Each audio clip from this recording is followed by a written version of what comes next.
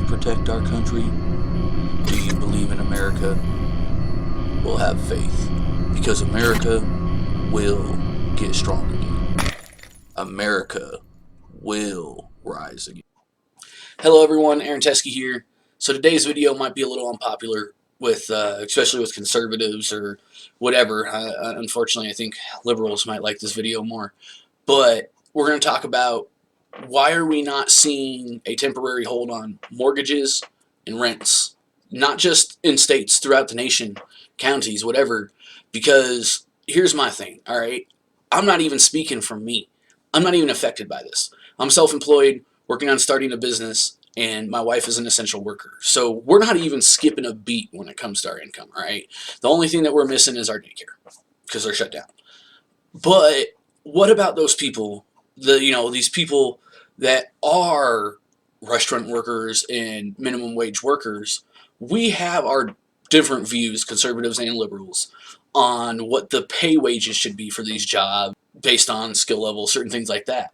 But at the end of the day, when something like this happens, when something that could be classified by nothing other than an act of God, we have the sweeping pandemic that is, shutting down the entire nation.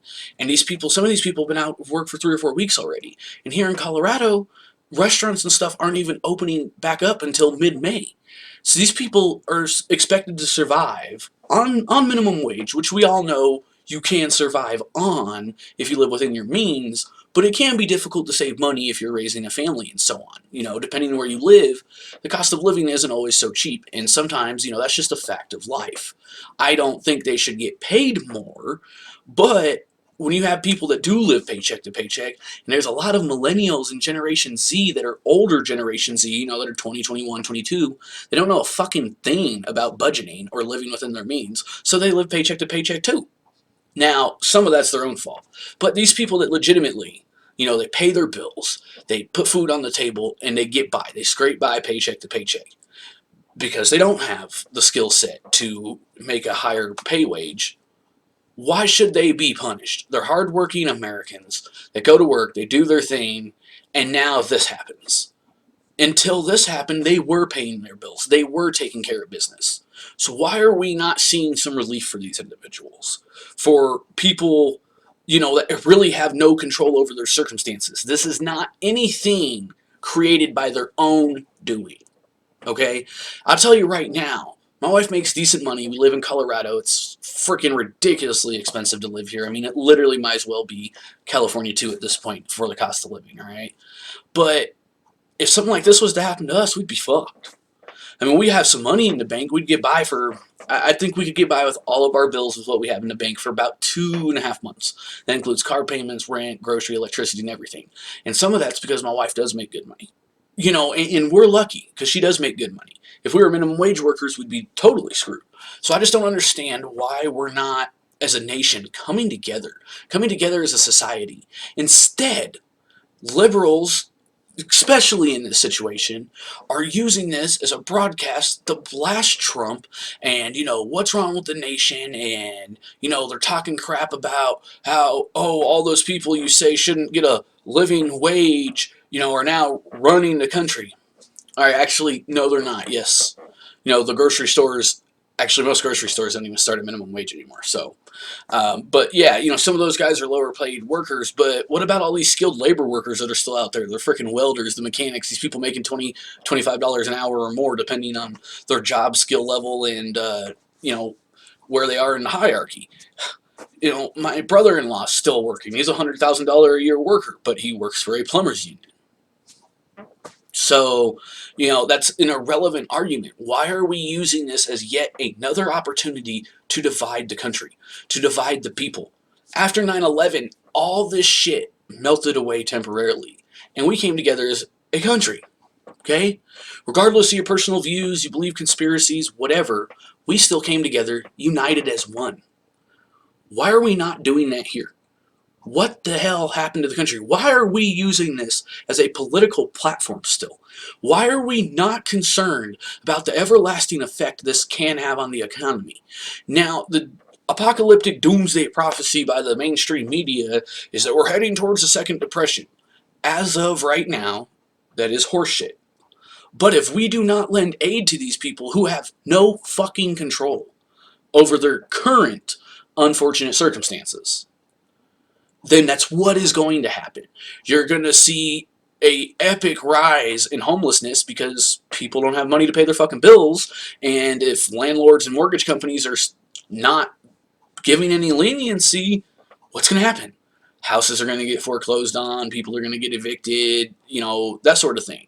It's going to happen. Then that's also, by perspective, going to create a rise in crime because you have there's plenty of individuals like myself who have a very interesting past, and best believe it, if it comes down to doing what I have to do to keep a roof over my daughter's head, I'm gonna do some nasty shit. And there's a lot of people out there that are like me, that have the same mentality, that are going to provide by any means necessary. Hell, my dad's 61 years old, and he's even said, he was like, if I was in that situation, I'd do whatever the fuck I had to. And that's not even someone that has, the same general criminal mentality that I did in my younger years. That's just the survival of the fittest at that point. That's what this will turn into. You'll see a rise in crime, a rise in, deaths from home defense, because people are going to start resorting to various tactics because they have kids and a family at home to provide for. They can't just sit around and do nothing. Another very interesting thing that actually kind of verifies this is my dad and wife, they work for a very big international insurance company. Not at liberty to say which one, simply because I don't know if that would be okay, but I can tell you it's one of the major ones, the State Farms, Farmers, Progressive, which I don't know if they do home, but Travelers, so on. And they had a meeting amongst the staff. My dad works as a property agent, and they were going over the fact that there has been a large rise in armed home invasions over the last few weeks.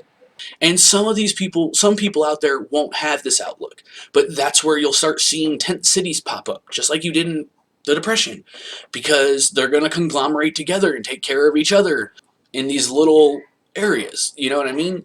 And tent cities were a very huge thing in the Great Depression. If we do not lend the aid to these individuals, yes, that is where we're heading.